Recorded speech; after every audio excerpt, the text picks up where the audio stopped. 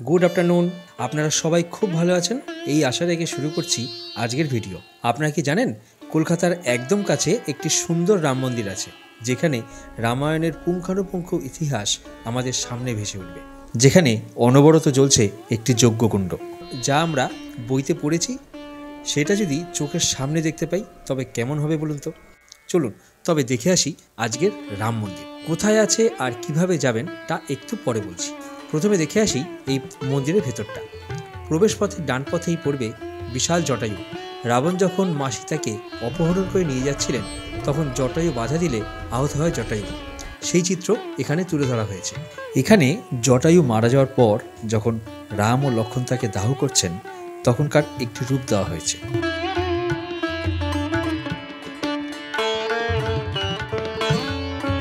আর তারপরেই আপনার চোখে পড়বে 151 ফুটের বজরংবলীর একটি বিশাল মূর্তি।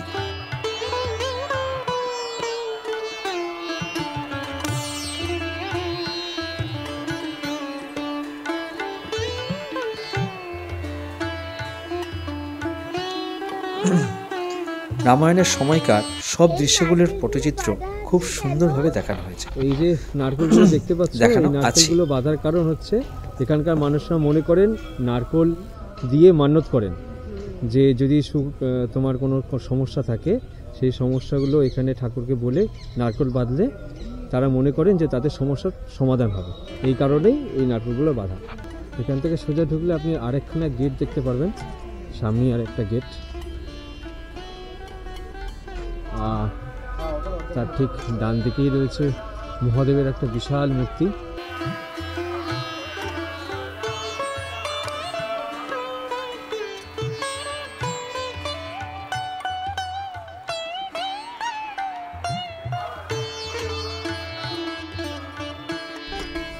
এবারে দেখে নিই প্রধান মন্দিরটা। গেটের ঠিক ডান দিকে ভগবান শ্রীকৃষ্ণ, বলরাম আর শ্রী মহাদেবের মূর্তি রয়েছে। আর গেটের ধারেই রয়েছে বিশাল একটি বাঘ, যা একদম দেখে মনে হবে সত্যিকারের আপনার সামনে। যুদ্ধের ক্ষণে শ্রীকৃষ্ণ রথের সারথি হয়ে অর্জুনকে পথ দেখাচ্ছিলেন, তাও তুলে ধরা হয়েছে এখানে। গেটের ঠিক ডান দিকে রথের ঠিক পাশেই এই সিঁড়ি দিয়ে উঠে আসলে আপনি মূল মন্দিরে প্রবেশ করতে পারবেন।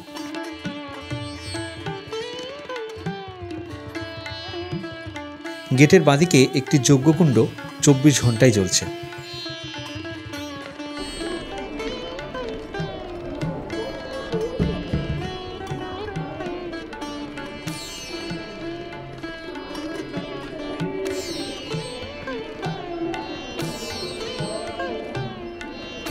রামচন্দ্র ও সীতামা ব্যতীত আরও বেশ কিছু দেবদেবীর পূজা অর্চনা এখানে হয়ে থাকে। যুদ্ধের সময় হনুমান দ্বারা তৈরি সেই সেতুর উল্লেখও এখানে রয়েছে।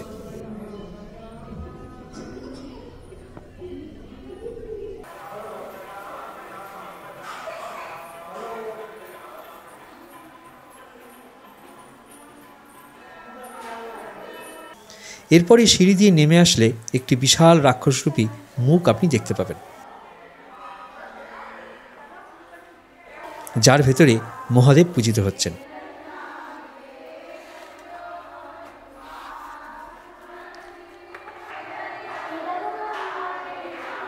রামায়ণের সময়কার সব দৃশ্যগুলোর পটচিত্র খুব সুন্দরভাবে দেখানো হয়েছে।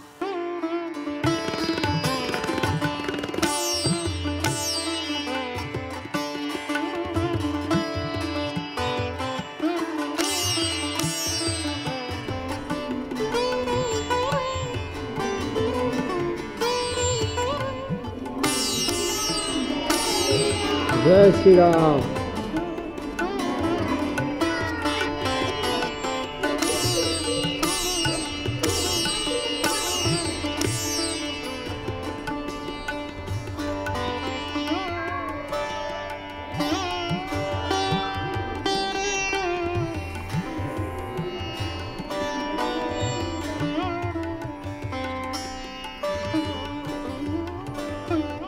এই মন্দিরের ঠিক অপরদিকে একটি নতুন বিশাল মন্দির তৈরি হচ্ছে। চলুন একটু ঘুরে আসি।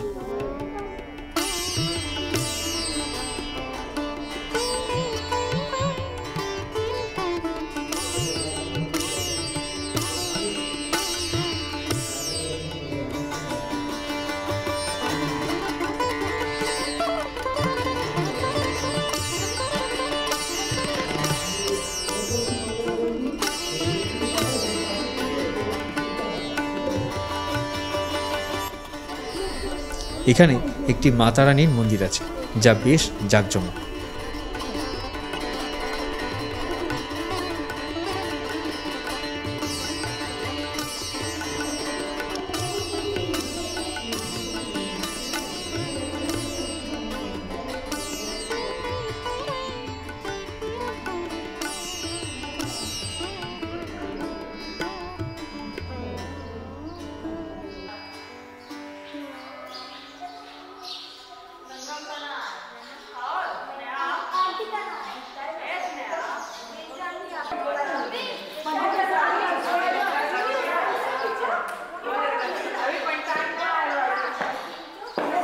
চলুন এবারে দেখে নিই আপনি কিভাবে আসবেন।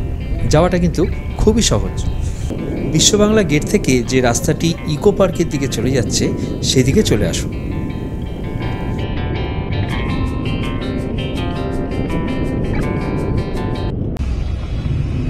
আপনারা যদি এইখানে আসতে চান তাহলে আসতে হবে, আপনাকে বলে দিচ্ছি।